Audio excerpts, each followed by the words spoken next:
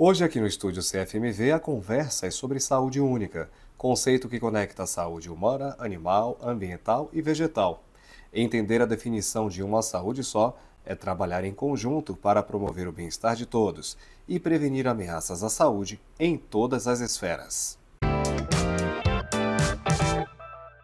O bate-papo é com o médico veterinário Francisco Edilson Júnior, integrante da Comissão Nacional de Saúde Única do Conselho Federal de Medicina Veterinária, e também com o médico Carlos Magno Dalla Piccola, conselheiro do Conselho Federal de Medicina. Os dois fazem parte do Comitê Interinstitucional Uma Só Saúde do Governo Federal. Francisco Edilson Júnior, muito obrigado pela sua participação e seja bem-vindo ao estúdio CFMV. Obrigado, é um prazer participar com vocês dessa entrevista. Carlos Magno Dalla Piccola, também agradecemos a sua participação, seja bem-vindo. Obrigado pelo convite, estar participando do evento. Queria destacar aqui, além da minha presença nesse comitê, nós temos também o outro médico suplente do Conselho Federal de Medicina dos Alagoas, doutor Alceu Pimentel. Francisco Edilson Júnior, eu começo contigo. O conceito de saúde única é amplamente discutido no meio científico, mas pode ser novidade ainda para muita gente. Como explicar essa definição para a sociedade em geral? É importante sua colocação. Assim, antes da gente tentar compreender o conceito, primeiro temos que entender um pressuposto importante, né, de que tudo que consiste dentro do meio ambiente está conectado. Não só conectado, mas também interdependente. Então, a saúde das pessoas, a saúde dos animais, das plantas, do ecossistema, como um todo, eles dependem entre si. Então, se os animais adoecem, se o ecossistema adoecem, aumenta os riscos das pessoas adoecerem, dos outros animais adoecerem, das plantas adoecerem.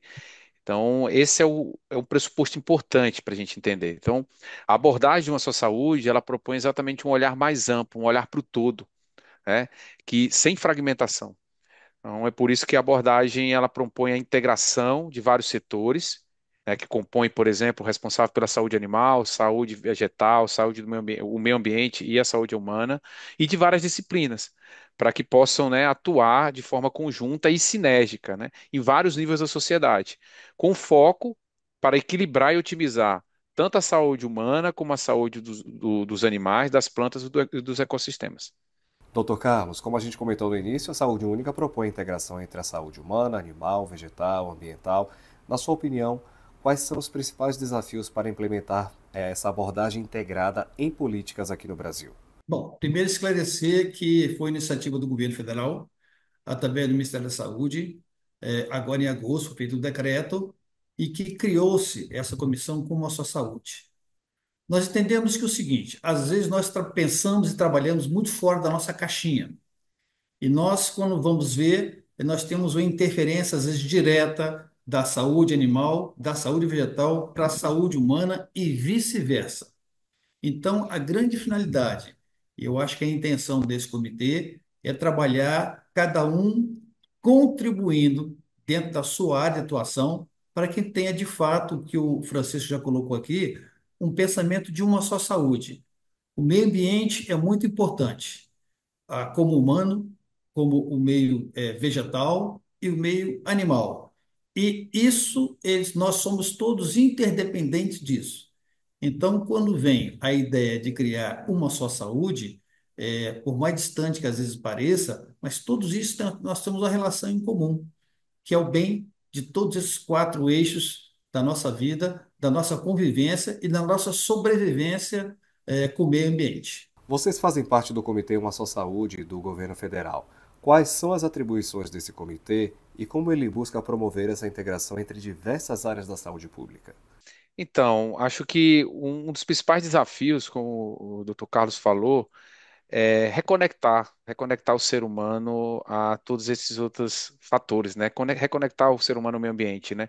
Acho que a urbanização, a vida nas cidades, de uma certa forma, nos desconecta do meio ambiente, né? Então, nosso primeiro entendimento é que nós temos que reforçar, relembrar que nós fazemos parte do meio ambiente, né? Os seres humanos fazem parte do meio ambiente. Então, o comitê, ele parte desse pressuposto para tentar, de uma forma institucional, né, trazer uma governança entre os setores e as disciplinas para que a gente possa criar uma agenda consensual nacional, né, para esse trabalho harmônico, esse trabalho cooperativo e que gere sinergia para que a gente consiga controlar essas ameaças, né, da saúde, tanto para a saúde humana, animal, do meio ambiente e vegetal. Partindo de uma agenda de prioridades, obviamente, e de ações estratégicas. Para isso, o principal objetivo do comitê, né, é elaborar de forma conjunta um plano, né, um plano nacional, um plano de ação nacional de uma só saúde. Aí, nesse plano, sim, teremos várias linhas de ações, várias estratégias para os principais problemas relacionados com a abordagem de uma só saúde. Complementando o que o Francisco falou, na verdade, nós estamos dando um pontapé inicial, mas começamos, tá? Começamos. Sabemos da dificuldade, mas a nossa visão é realmente ter um plano nacional para que a gente possa atuar no bem comum do ambiente. Se a gente tratar bem o ambiente e não degradar esse ambiente, todos nós, de alguma maneira, sairemos maiores nessa nossa ação.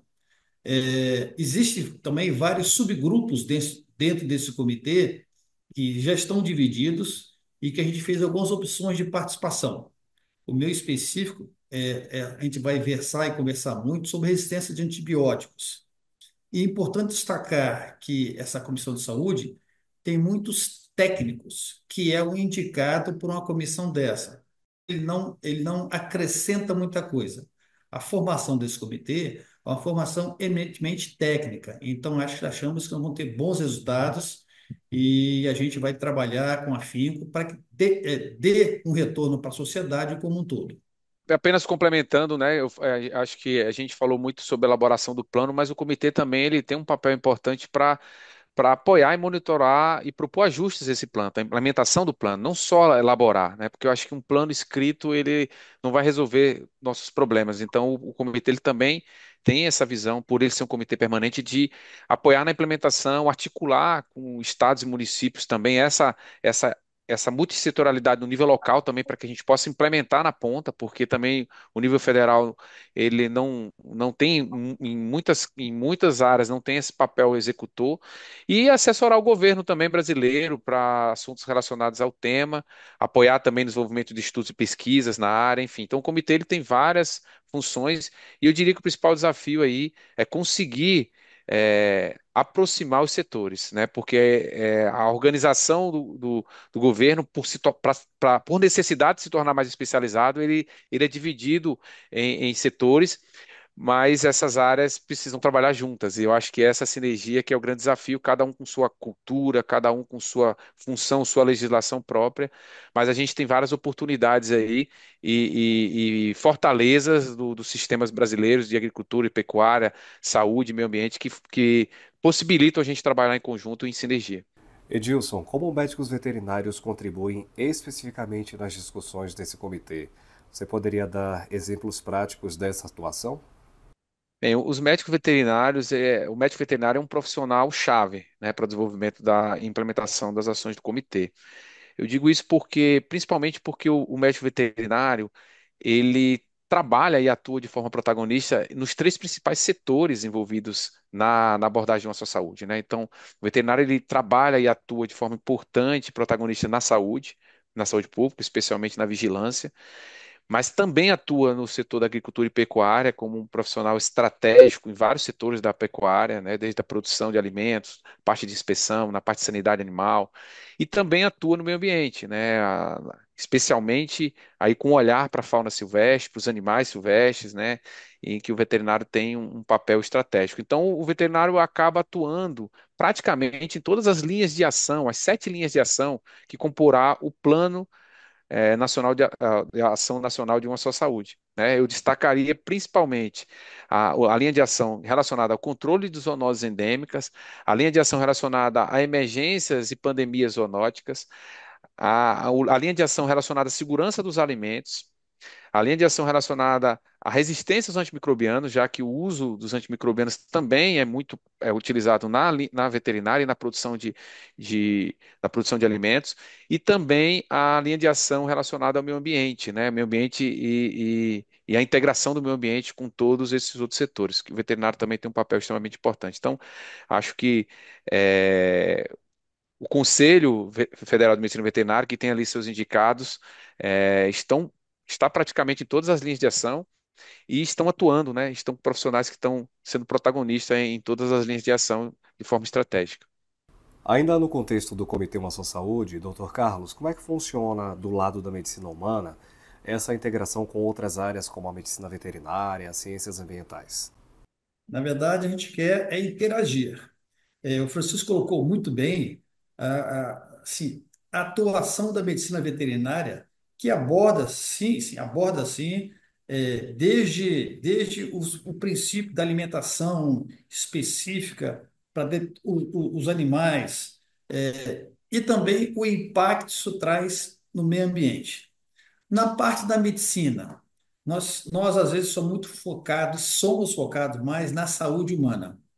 E a gente sabe que muitas das doenças que o humano ele acaba sendo acometido parte de um vegetal, parte de um animal, que não é bem acompanhada pela medicina veterinária, nem pela vigilância sanitária. E isso traz componentes e traz doenças para o ser humano. Uma coisa que nós temos nos preocupado muito em nossa atuação em hospitais é o uso dos antimicrobianos. Nós sabemos que, tal qual na medicina veterinária o antimicrobiano é usado, na medicina humana é usado com muita frequência e são salvadores de vida. Só que todos os dejetos de urina e de fezes humanas, parte desse antibiótico é eliminado no meio ambiente. Isso, de alguma maneira, vai chegar a contaminar algumas situações em que animais, próprios vegetais, eles vão estar se alimentando de algum tipo de dejeto, mesmo peixes, por exemplo, e esse tem um antibiótico aí que vai gerar alguma complicação na imunidade desses animais. Então, quando a gente fala em saúde humana, e a gente especificamente atua na saúde humana, mas nós temos que ter a consciência de que um antibiótico usado no Léo, vou usar o seu exemplo, Léo. O Léo tem uma sinusopatia, vou usar um antibiótico para ele. Um antibiótico, às vezes, a própria a população humana usa de modo inadequado, sem uma prescrição médica, isso gera uma resistência. E esse antibiótico também, de alguma maneira, acaba sendo gerado ou locado ou desaguado no meio ambiente. E os animais aí estão sujeitos à exposição desse antibiótico, que tem seus efeitos colaterais. Toda medicação, e principalmente antibiótico, tem um efeito, de fato, um efeito terapêutico, mas também tem o seu efeito adverso, o efeito secundário que a gente não quer que tenha, mas tem. Isso é uma realidade. A nossa preocupação na medicina está interida aqui, na medicina humana está interagindo com a medicina veterinária, porque essa interação é importante, porque isso acaba contaminando alguns dos nossos animais. E vice-versa. Às vezes, o uso de algumas substâncias, antibiótico mesmo, ou até hormônio nesses animais, acabam levando a consequências na saúde humana. Por isso que é muito importante essa interação e saber até que ponto a gente pode ir para uma parte não poder afetar a outra parte, já que o ambiente é o mesmo. Dr. Carlos, o Rio Grande do Sul sofreu com enchentes no início deste ano e ainda se recupera dos efeitos da chuva e também de outros fatores estruturais. Naquela época, a gente viu o trabalho incansável de diversos profissionais de diversas áreas para tentar minimizar os impactos daquele desastre. Em situações desse tipo, como médicos colaboram com profissionais de outras áreas no controle e na prevenção de doenças que afetam tanto humanos quanto animais? Nós sabemos que essa enchente foi um caos no Rio Grande do Sul, levou, além de alguns óbitos humanos, nós também tivemos óbitos animais. E às vezes a gente se preocupa em dar destino ao óbito humano, deixando o óbito animal exposto ao meio ambiente. E aquele resultado da morte do animal, ele acaba contaminando também o ambiente. Então, a atenção que tem que dar ao humano é a mesma atenção em relação ao pós-mortem, o destino, é mesmo tem que dar aos animais.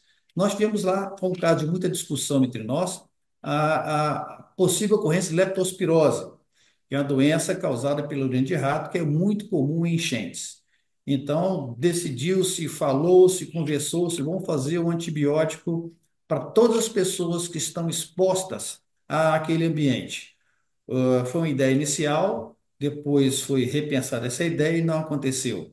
Então, quando a gente age de um modo não muito científico, vamos fazer uma prevenção de todo mundo fazendo um antibiótico para prevenir leptospirose, a gente sabe que isso vai é, acabar contaminando o ambiente e às vezes sem necessidade.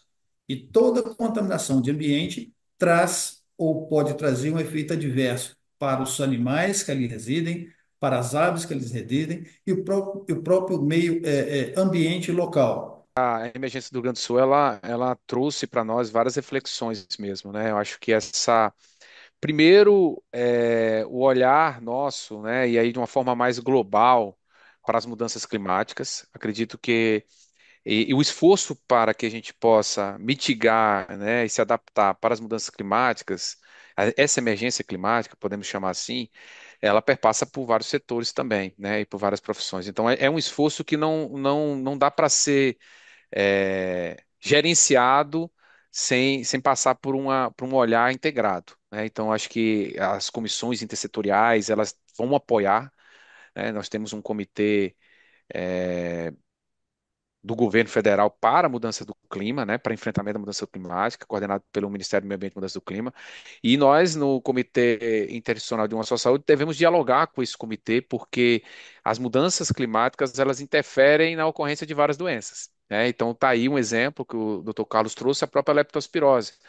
O aumento de enchentes aumenta o risco de leptospirose, mas aumentam várias outras doenças. Por exemplo, as diarreias, que a qualidade da água é afetada, a qualidade da inocuidade dos alimentos. Então, enfim, então acho que é uma atuação bem para prevenir, para se preparar e principalmente também para enfrentar essas emergências, dialogando entre os diversos setores e profissões. Os nossos convidados de hoje nesse estúdio sobre saúde única fazem parte do Comitê Interinstitucional Uma Só Saúde do Governo Federal. São eles o médico veterinário Francisco Edilson Júnior, que também é integrante da Comissão Nacional de Saúde Única do Conselho Federal de Medicina Veterinária. Dr. Francisco Edilson, muito obrigado pela sua participação. Eu quem agradeço pela participação, pelo convite e poder participar dessa entrevista e parabenizo aí o Conselho Federal de Medicina Veterinária por essa iniciativa. Agradecemos também ao médico Carlos Magno Dalla Piccola, conselheiro do Conselho Federal de Medicina. Muito obrigado e volte sempre. Eu acho que é uma oportunidade importante eh, da medicina veterinária, nos chamando para a gente participar. Eu acho que é interagindo que a gente consegue progredir. E o Conselho Federal de Medicina, tal qual o de Medicina Veterinária, com certeza vão ser parceiros importantes para a implementação de uma melhor saúde única e universal aqui no Brasil como um todo. Obrigado aí pelo convite. E a você que nos acompanha aí do outro lado, agradecemos também pela sua companhia. Até o próximo estúdio CFMV.